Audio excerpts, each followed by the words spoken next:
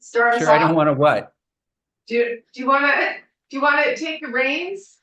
No, I Sir, think no, you're doing a great job. The only thing I would say is, as I just mentioned, it sounds like the appropriations is restoring the money to early college, but it's still anything can happen between now and their vote. So eager to hear what Carolyn has to say. Okay, wonderful. Welcome back to Senate Education, everybody. We are in the second portion of the meeting. It's 25 to 3, and we have Carolyn Weir here, Executive Director of the McClure Foundation. Floor is yours. Hello, and thank you for inviting my testimony today, Chair Campion, and members of the committee. Yes, for the record, I'm Carolyn Weir, Executive Director of the McClure Foundation. We are a 30-year affiliate of the Vermont Community Foundation, and we work to close opportunity gaps in Vermont by making post-secondary education an easy choice, especially for young Vermonters. We do that through grant making and public-private partnerships. I think you know this, but by way of context, at the McClure Foundation, we have long tried to fund good ideas when we believe that they have the potential to close opportunity gaps and generate insights for public policymakers. So the projects and the ideas that we have helped design and test and scale have informed public funding for years now, including federal funding for incarcerated education here in Vermont, including for correctional officers, state funding for the critical occupations framework, and then here free college courses. I think that track record has turned us into something of a policy shop, and we're happy to share if and what we're seeing and learning when it's helpful. So I'm here today to share thoughts on the piece of the miscellaneous ed bill that Chair Campion just referenced, the piece that proposed taking funding for community schools out of the line item that funds the authorization for the state's early college program. And I do want to be clear that we don't oppose the community schools model or the insights that work has generated through its ESSER-funded pilot years. But like the Agency of Education Interim Secretary Heather Boucher and CCD President Joyce Judy, we do join this committee in recommending against scaling back state funding for the authorization of early college, because it's coming at a time when that program is making really significant strides in reaching students furthest from opportunity, especially in CCD. So even given the direction that the Senate appropriations conversation seems to be heading, I think it's instructive to share why we think that. So I'll do that today, but keep it pretty brief. So at the McClure Foundation, we have decided to build on the success of the state's early college program at CCD, because after 15 years of doing this work, we really believe it's one of the best levers out there for closing opportunity gaps and creating pathways to accelerated free associate degrees. That's why 2 years ago, we've promised students in the Vermont high school classes of 2023 through 2026 to complete the state's early college program at CCD, a second year of CCD for free, along with living stipends and enhanced advising. It's essentially a fast-tracked pathway to a debt-free degree, and we think it creates a lifetime of opportunity. We partnered with CCD because that's where the majority of students who enroll in the state's early college program go, and it's also our state's access institution, right? It's the college that's serving the greatest number of low-income Vermonters, and community colleges generally, I think, are the best engines of economic mobility we have. We also made the promise because we know Vermont has long had poor post-secondary continuation and success grades, and we believe in the value of associate degrees. Strata came out with national research just last week that points to Vermont as having the highest ROI for associate degrees in the country. So we are 2 years into the free degree promise now, and can report that it's working to improve equity in early college. 235 high school seniors from over 90% of Vermont's high schools enrolled in early college at CCD this fall, knowing that they're eligible for a free degree. And that's a 70% increase in enrollment at CCD since the promise was announced. Scaling the cohort is obviously not the primary goal. The primary goal is more equitable enrollment. And that's what we're seeing too. So double the number of first generation students have enrolled. We're seeing higher participation among low income students and students of color.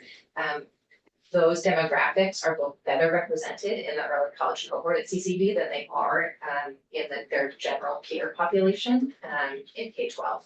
And that's important because our North Star goals match the North Star goals of Act 77, Flexible Pathways legislation, to promote post-secondary readiness and to support better post-secondary continuation, especially among those students who haven't historically been supported to make the choice to continue their education and training after high school graduation day. I'll say that CCV is also, we're only 2 years in, right? This is a 5-year promise, but we are seeing now a 30% increase in early college completers at CCV who are staying at CCV to pursue their associate degree. And we're seeing the best student course success data in early college and among the students who are staying than we have in the 5 years that we've been tracking. That's true in terms of GPA, course completion, and semester to semester retention. And we're talking about a cohort that's bigger and more diverse. What that says to us is like, keep supports high and keep expectations high. The fact that early college is universally available, we believe, is part of what creates its appeal to low-income students. Vermont is a state that has invested a lot in college affordability in recent years, and that's something to celebrate. A lot of those investments have been pretty narrow in scope. And so in the context of a lot of narrow scope scholarships, I think it's only easily understood debt-free pathways that are available to everyone that really have the power to transform how young people and their families perceive that college is within reach. That said, I do hear this committee's concern about whether kids from wealthy families are benefiting. And I think on that front, I'd offer 2 thoughts. The first is that, thankfully, right, public K-12 education is offered as a public good, no matter someone's background, as it should be. And Vermont's K-12 experience includes flexible pathways to high school graduation. So the components of Act 77, like personalized learning plans, access to CTE, having endorsed work-based learning coordinators at high schools, and yes, including post-secondary opportunities like dual enrollment and early college, are offered regardless of background. And it's part of how Vermont's public systems define pathways to high school graduation. The next point is the same one that President Judy made, and it's just that we centered our promise at CCV because it's the college serving the bulk of low-income students. And I do think it's the best engine of economic mobility that we have as a state. So when you pair universality as a design value with a community college, I think you can reach your equity goals and mitigate the risk that wealthy families are gonna gobble up the resources. I've spoken with a lot of young people who are in early college at CCV right now and are thinking about it. And I think that early college at CCV and the free degree promise that builds on it is working because young people are really ready for this opportunity. A lot of the young people we're talking to were facing only one high school graduation requirement that they needed to complete their senior year. They were really excited about a career pathway. They were looking for a more diverse classroom environment, and CCV is ready to serve them. Yesterday, I spoke with a young man named Lucas who immigrated with his family from South America in 2020 when he was in 9th grade, and he was told about early college by his ELL teacher at Essex High School. He's currently enrolled in early college. He's planning to continue in the free promise. And as a part of empathy interviews we're conducting with a range of students, I asked him whether he would encourage other students to also enroll in early college. This is what he said yesterday. He said, I would tell people, your older self is going to be so proud of your younger self for doing this. Everyone has a future version of themselves, and early college lets you create it. I think this committee also had a chance to hear from Donovan Arnold in Pittsburgh, who's also in early college, planning to continue at CCV to pursue his associate degree. And he is blending his paid work at Richford's Only Grocery Store with his online accounting classes at CCV for early college with a 100-hour internship with the accounting team at the regional health nonprofit that runs the grocery store. And he is experiencing this amazing value exchange between his work and his learning. And he says, I'm going to have a really good job at age 19. That's a really big win for me. Mike, can I ask a clarifying question? The potential cut to the program isn't for early college, correct? It's just for dual enrollment, or am I getting that? I think it's just for early college as far as. Oh, it's just for early college. Oh, Pulling from the line item in section 504.1 of the budget that funds the authorization for early college. okay, thank you.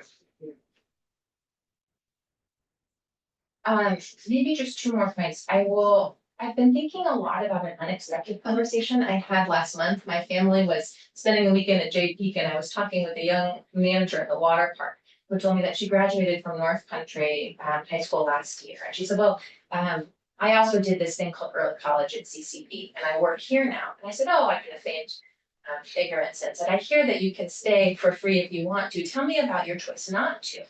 And she said, and I'm paraphrasing here, JP offers me everything I need right now in terms of a paycheck, in terms of a lifestyle, in terms of snowboarding. But I know I'm going to enroll in college at some point for two reasons. The first is that I'm no longer intimidated. I could never imagine enrolling if I hadn't done it in high school, but now I can picture CCB and I know I can do it. And the second is that I only have a year left. I know if I go back to school, I can finish my degree in a year, and that means a lot.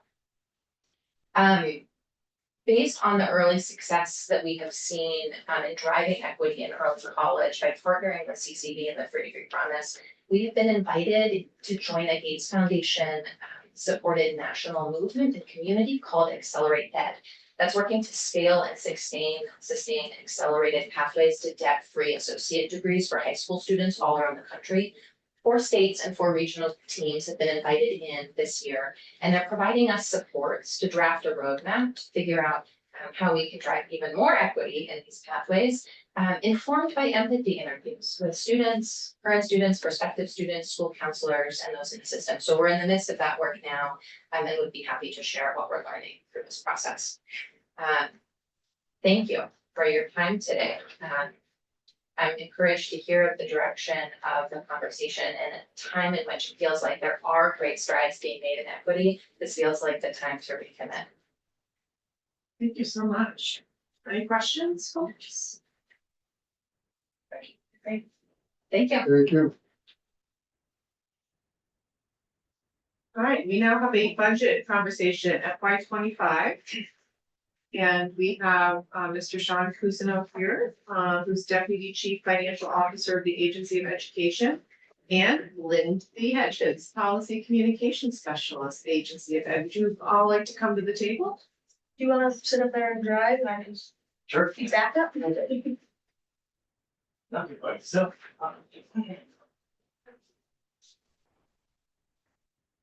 Thank you for putting this together for us. Sure.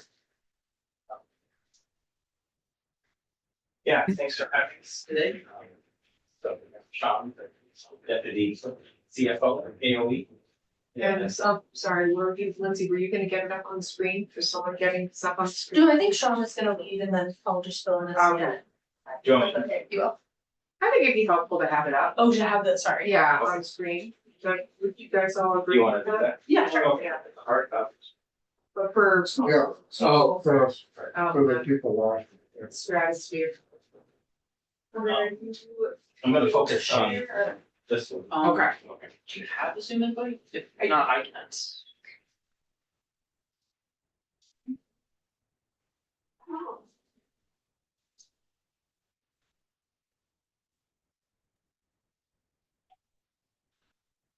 But you were just here. Yes. And Senator Campion's with us up on the Yes. screen. Yes. And How's if I it could going, ask a- Senator? Could I just ask a quick clarifying question? So this is in response to what the House has passed, even if that's what you're presenting right now? Yes, yeah. Okay, great. Thanks so much. So what we're gonna put on the screen is the landscape document, and it just shows the, our budget requests by section, Great. versus the House version, Mm-hmm. the change and if whether we support it or not. Wonderful, thank you. That's great. You could probably go ahead and start talking while Lindsay is getting that going. All right. It's a Friday afternoon. Yeah. So yeah, we'll go through the landscape document with the table of our budget requests in the House, the version passed by the House. The first one we've been talking about is section B501, our education services appropriation. The only change here was $100,000 cut, which was a reduction in a CTE, a new CTE position we got approved to put in the budget. And as you know, we're recommending to restore that position in the funding that goes with it. see, and then we can move right to page 3 unless you have questions on the other lines. Let's see, do we have any questions on the ones that are highlighted? Okay.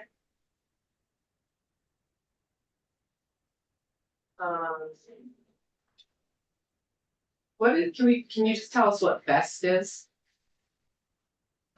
Best. if you know? Yeah, I should know. I didn't have the agency on that. I believe that it's a program and I can't remember what it stands for, but it's been in our budget a long time. Okay. There's a summer conference where they come and do some training for them. Where it sings. Page 2, line 4. But I was just curious, I'm sure I can find that out outside of the committee, yeah, no worries, thank you. Yeah, so in these sections with the grants, I've broken it out one more level to show you the grant programs within each appropriation. And you also see the funding, how they're funded, so the number on the left, the 5-digit number indicates like 10,000 is general fund. 22005 is federal, and 20205 is education fund. So if we're good to move on to adult ed literacy, Sure. we requested almost 3.5 million, and there was 281,000 added. And this makes up the 60% that's mentioned in the House bill, that funds adult ed. We're recommended, we don't know why, these were increased, so we're recommending our requested figure. Okay, thank you. All right. And then next we've got section D504.1, flexible pathways. There's quite a few changes here. And the first one being the high school completion program. They're shifting that to the adult education program. And kind of sunsetting high school completion. We support that change and shifting the dollar amount of 1.9 million. It looks like the House increased it $618,755. And again, we're not sure why. Again, another increase there on is already heavily burdened ed fund. So we would support the 1.9 shifting into adult ed. And this represents the 2.5 million represents the 40% that is mentioned in funding adult ed in the House's budget. And then as you guys were talking about earlier, the early college, here you see the $1 million. More now? Sorry. Yes, yeah, the $1 million reduction. And of course, our agency doesn't support the reduction. This, as you know, the program is growing, and any of that's cut now, so we'll just be back during the Budget Adjustment Act asking, for more to bring it back up to where it needs to be. We're just required to pay what's, every, for the level of students that join, we're on hook, so to speak, for that. Any questions on early college? Okay. All right, and here's next on page 5, the oh no, I skipped the merger support grant at the bottom of page 4. I go through my notes here. We've got $3 million. This used to be the small schools line item. It's been changed to the merger support grants. Or in support of that change. And I think we had a lower number that we can suggest here. Based on some frozen pupil figures. So I think we've been living with 1.8 million here to 3 million. Based on our actual numbers. Great, thank you. Great. Can you mix seed coins? And it makes, Can you, you had a surplus in one, you can't. no, you can shift a small portion from one appropriation to another, that's like 50,000, so that's just. And these numbers don't really help. Right. Yeah. Next would be, 508. This is the nutrition line, this is new in our base budget this year, it's the universal meals. And again, here we have updated numbers, so we suggested 24 million, to the House and then made that reduction. So that's our best estimate of what's needed for next year. Can I ask a quick question, Sean? Yeah. Are there any federal funds that come into play here? For universal meals? Yeah, Yeah, there's the big food program. it's not included in this. Right, it's in the entire nutrition program, it's up in B501. Okay, Um, thank you. let's see.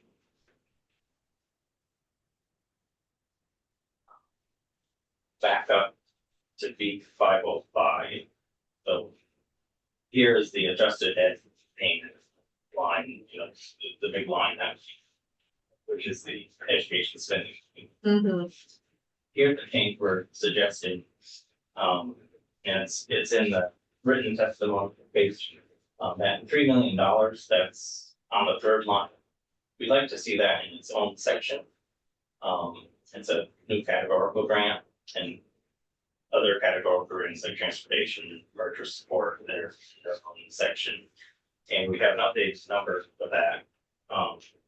We're looking to only need $2,250,000 for next year in that line. Again, that's based on the frozen pupil numbers that we don't have.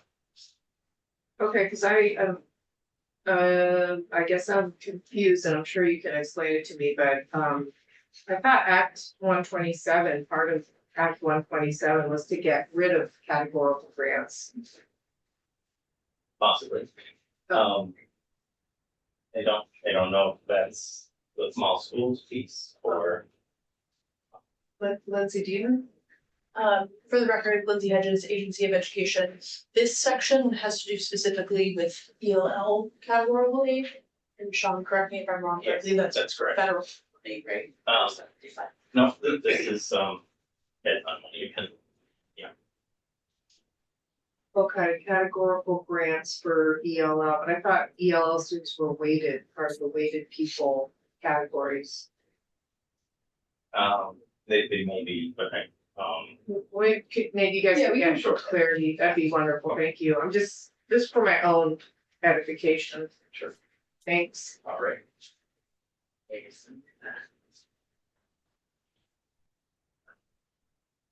On the final page, was that now? From H874, a new $1 million for community schools. And again, this seems to be where the early college money goes. And although we support the program, we want to go back to the budget request number, which would be not taking it from the options Okay, to fund it. super. So I'm sorry, you're saying no funding from the administration is not recommending any funding. From the Ed fund, right. Okay. Yeah. Wonderful. Any questions? I would, Yeah, Senator Campion has his hand up. thanks. I appreciate this. It's clear. It's very helpful. The committee, I've just been notified that Approps is not going to be voting on Tuesday, which I think is good. It'll give us an opportunity this weekend to review this document. I think the other handout, I mean, the side-by-side is great, but the other one that is submitted by Sean and Lindsay is also terrific to look at. And so it looks like we'll probably have some more time to think about these, and if anybody has questions or concerns, the best thing to do would be to maybe email me directly and we can get them answered on Tuesday. And I am waiting to hear back from Ashley on when the Appropriations Committee will actually be voting. So as usual, it's a dance between all of the committees and appropes, but I think it's good that they're not voting on Tuesday. It sounds like it's going to give everybody some more time to think about things. Great, thank you so much, and I look forward to hearing about, if you wanna tell me about BEST, great, it's not Okay, really important, and then just clarification on the categorical grant, so. yeah, now I Okay. expect it. Awesome, All right. thank you so Thank you. much. To Senator Gulick's question, could you both work with Morgan to find 20 minutes on Tuesday in case there are any other follow-up questions? Sure. Sure. That would be great. Report Susan will take care of Is it. that, Thank you. yeah. Anything else, Senator Campion? Nope, nothing from me. Hope you have a lovely weekend. Thanks. I'm going to stick around and chat with Morgan. And I hope everybody else has a lovely weekend. Thanks, Senator Gulick. Great job. You, It sounds as though folks are still continuing to meet with the newly appointed Secretary of Education. I believe she starts Tuesday or Monday. And we are going to continue our work to get ready for her hearing next week, as well as hopefully get close to finishing the BOCES bill and community school, or not community schools, but school construction, and then pick up our work on miscellaneous ed. Lindsay has her hand up. Again, for the record, Lindsay Hedges, are we still live? Yes, we are. I just learned the BEST project lives within MTSS, multi-tiered systems of support, and it stands for Building Effective Supports for Teaching. And it has to do with training, coaching, technical assistance as it relates to MTSS. Awesome, thank you so much. Now I know, Beth, MTSS, all right. Super,